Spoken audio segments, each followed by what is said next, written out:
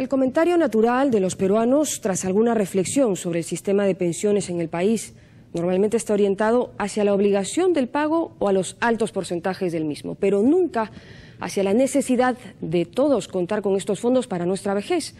Los jóvenes normalmente apremiados con los gastos del día a día no guardamos para esos años que inevitablemente vendrán y que pese a que nadie quiere tener cargas económicas, no nos damos cuenta que caminamos a convertirnos en lo que ahora rechazamos o asumimos como obligación moral porque no nos queda de otra.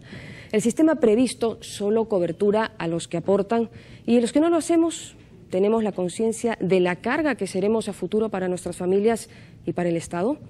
¿Tenemos derecho a contar con alguna previsión sin haber aportado? Pues muchas veces solo alcanza para el día. Soy Rocío Aliaga y hoy en Tus Derechos, el derecho a la pensión. Bienvenidos. No está en nuestra cultura individual, personal, ni en la del Estado, el prever eficientemente para la vejez. Pese a ello, en el artículo 10 de la Constitución, el Estado reconoce el derecho universal y progresivo de toda persona a la seguridad social, entiéndase por esto salud y pensiones, para su protección frente a las contingencias que precise la ley y para la elevación de su calidad de vida. ¿Conocía usted de este artículo? Probablemente no. Las ausencias de información respecto al tema y de políticas que reconduzcan los esfuerzos a lograr esa universalidad prevista en la Constitución solo contribuyen al engrosamiento del problema, del que avisoramos ya un desborde, en tanto todas las proyecciones apuntan a que si se mantienen las condiciones actuales, para el 2030 los mayores de 60 superaríamos de lejos a los trabajadores activos, por lo que sus aportes no alcanzarían para cubrir las pensiones. Y eso solo por hablar de los que aportaron y aportarán. ¿Qué pasa con los que no han aportado nunca? En el Perú, luego de la reforma de pensiones efectuada en 1992, el sistema está integrado por dos regímenes que funcionan de manera paralela. Por un lado, el del Decreto Ley 19990, denominado el Sistema Nacional de Pensiones, administrado por el Estado, que opera bajo un régimen financiero de reparto. Es decir, las contribuciones están destinadas a financiar las pensiones de los actuales jubilados. Y por otro, el sistema privado de pensiones, administrado por entidades privadas denominadas administradoras privadas de fondos de pensiones, que se caracterizan por tener un régimen financiero de cuentas individuales donde cada trabajador ahorra para obtener una pensión, además de otros regímenes pensionarios menores, como el del Decreto Ley 20530 para servidores públicos, cerrado ya a nivel constitucional para nuevos trabajadores, y otros de grupos específicos, como el del régimen de la Caja Militar y Policial, así como el del régimen de la Caja del Pescador.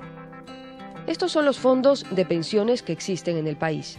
Cabe señalar el artículo 12 de la Constitución que refiere al respecto.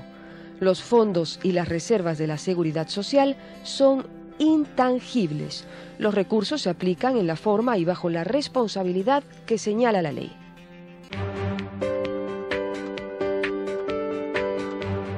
Esto es en buena cuenta lo previsto en el tema. A diferencia de otros países, en el Perú no existen regímenes pensionarios asistenciales o no contributivos, por lo que en el país solo los que contribuyen o se afilian cuentan con una pensión. ¿Qué pasa entonces con los que se quedan por fuera?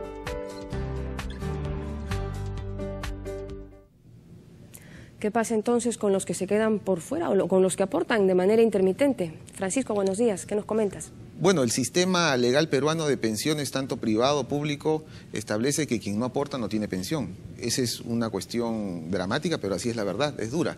Pero aquellos que aportan intermitentemente o aportan unos años o el empleador a veces no paga, terminan judicializando sus temas. Es decir, terminan en el Poder Judicial o en el Tribunal Constitucional. Para que tengas una idea, casi el 70% o 60% de la carga procesal de los casos de procesos de amparo que llegaban al Tribunal Constitucional eran temas de pensiones. Hoy también el Poder Judicial está atiborrado de casos. Es decir, si uno no tiene la previsión para tener una pensión, va a ser muy duro que ya en una edad madura, ¿no? 60, 70, 75 años vas a estar con procesos y juicios, sin salario y tratando de luchar por una pensión. Es muy dramático, muy duro. Esa es la realidad, Rocío. Esa es la realidad, y también la realidad es que si la Constitución prevé esta universalidad, entonces estamos muy lejos de lograrla, Francisco. Va a ser bastante, sí, para comentar eso vamos a una pausa, pero regresamos con el doctor César González y el doctor Ricardo Herrera, juristas, para conversar sobre el derecho a la pensión. Volvemos.